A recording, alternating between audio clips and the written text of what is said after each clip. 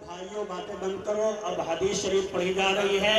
حدیث کا ادب یہ ہے کہ توجہ کے ساتھ سر جھکا کے اللہ کی طرف, اللہ کے لاڈلے پیغمبر کی طرف دھیان لگا دو کہ اللہ کے نبی کا کلام پڑھا جا رہا ہے.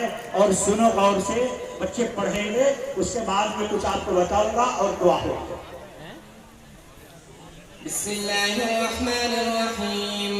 الحمد لله رب العالمين, والصلاة والسلام على سيد الأنبياء والمرسلين وعلى آله وصحبه أجمعين. أما بعد, فإن أصدق الحديث كتاب الله, وأحسن الهدي هدي محمد صلى الله عليه وسلم, وخير الأمور عوازمها, وشر الأمور محدثاتها, وكل محدثة بدعة, وكل بدعة ضلالة, وكل ضلالة في النار.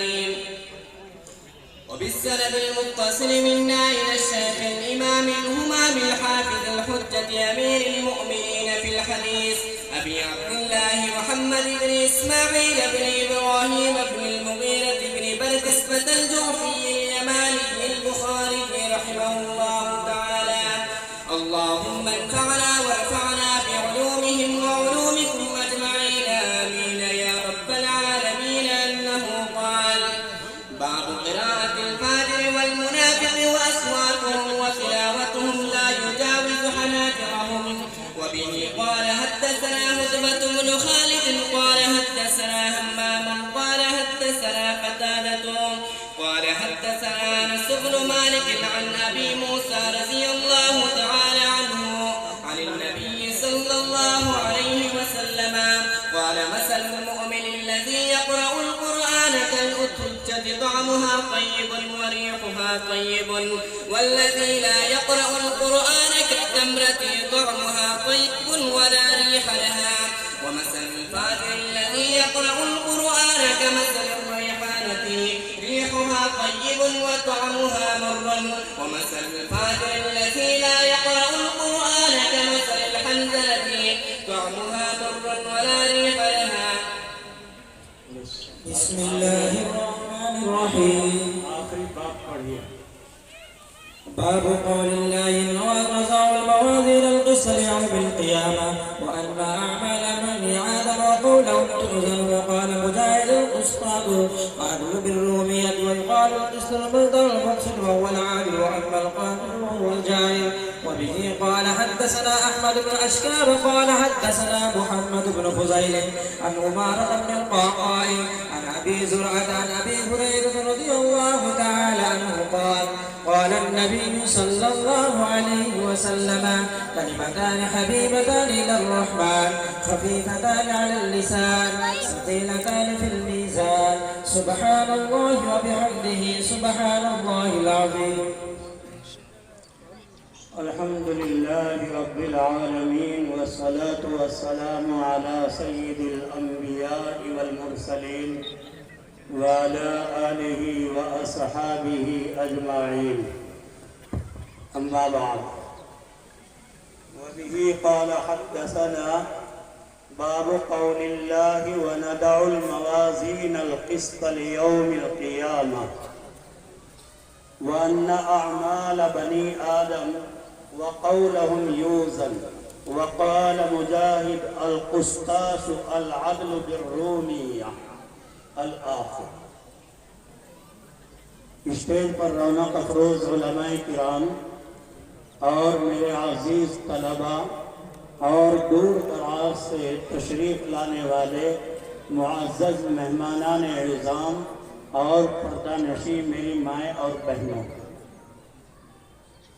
یہ جو ابھی آپ حضرات کے سامنے حدیث پڑھی گئی ہے, یہ حدیث اس بخاری شریف کتاب کی آخری باب کی آخری حدیث ہے. حضرت امام بخاری رحمۃ اللہ علیہ نے اپنی کتاب کو شروع کیا ہے کتاب الوحی سے, اور حضرت نے اپنی اس کتاب کو کتاب کے اعتبار سے ختم کیا ہے کتاب التوحید والرد علی الجہمیہ پر, اور ابواب کے اعتبار سے سب سے آخر میں لائے ہیں یہ باب قول اللہ ونضع الموازین القسط، حضرت نے یہ ترتیب جو رکھی ہے اس سے مجھے اور آپ کو ایک سبق دیا، تمام پڑھنے والے طلبہ کو سبق دیا ہے۔ کیا؟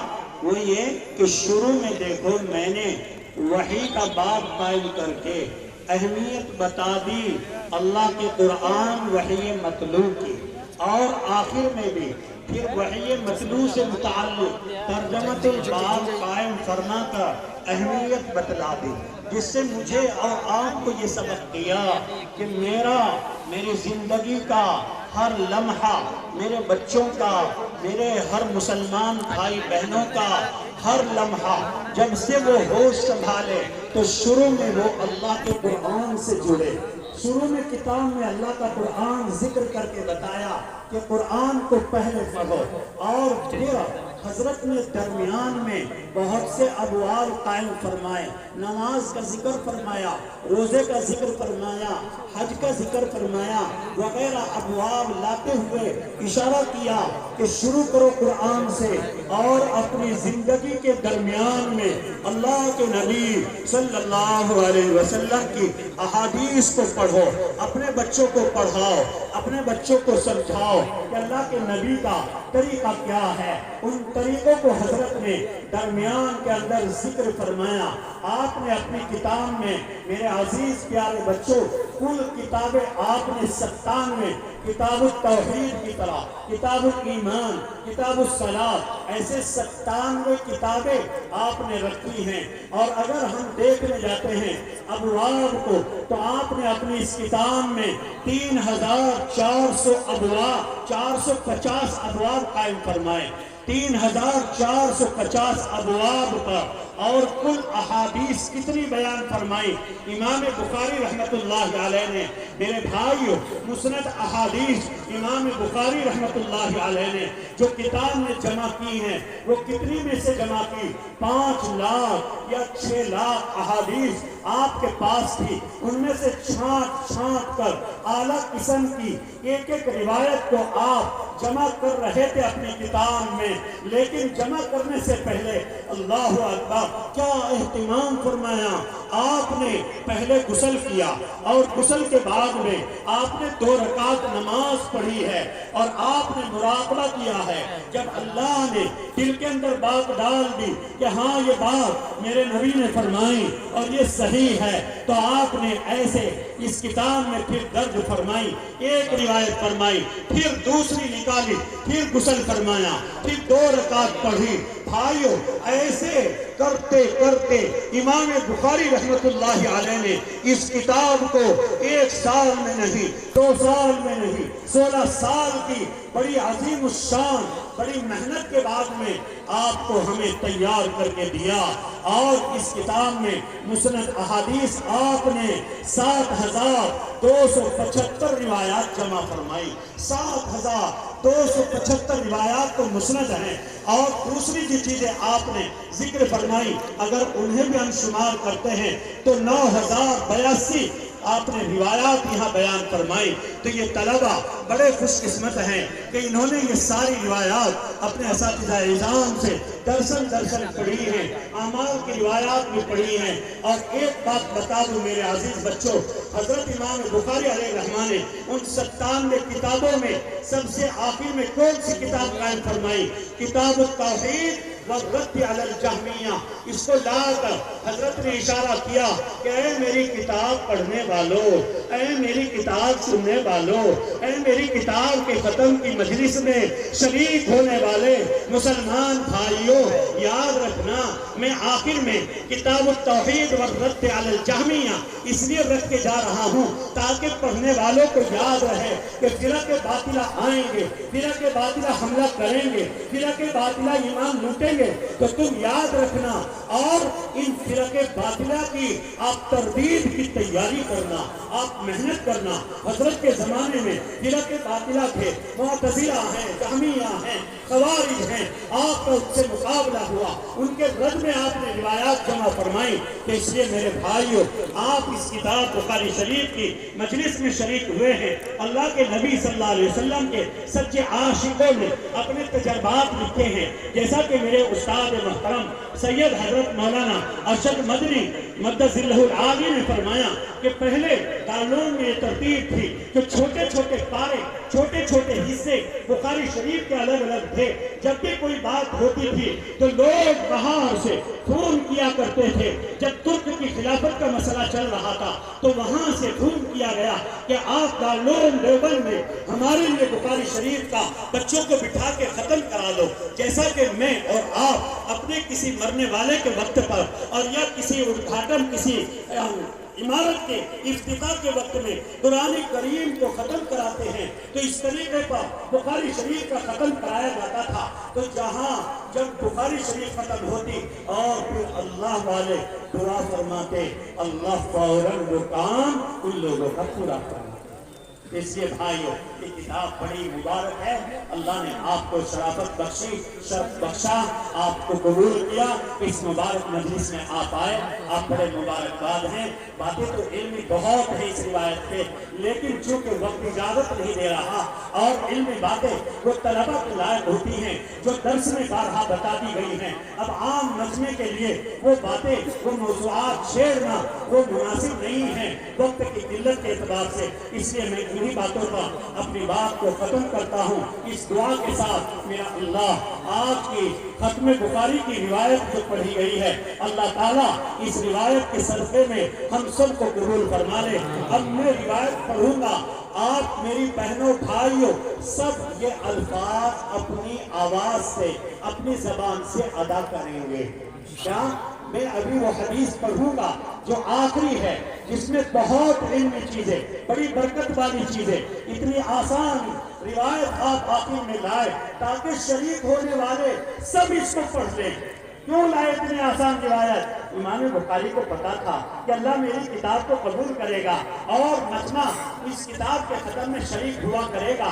اگر بہت سخت الفاظ والی روایت کو آخر میں رکھوں گا تو سب لوگ بوڑھے بوڑھے، میرے امتی، میرے بھائی، ایمان والے، میری کتاب کو سننے والے، وہ سخت الفاظ ادا نہیں کر سکیں گے۔ اس لیے آپ نے بڑی آسان روایت یہاں جمع فرمائی ہے، آپ پڑھ لیجئے۔ روایت کا متن میں پڑھتا ہوں، آپ کو پڑھیے۔ قال النبي صلى الله عليه وسلم كلمتان حبيبتان إلى الرحمن خفيفتان على اللسان ثقيلتان في الميزان سبحان الله وبحمده سبحان الله العظيم۔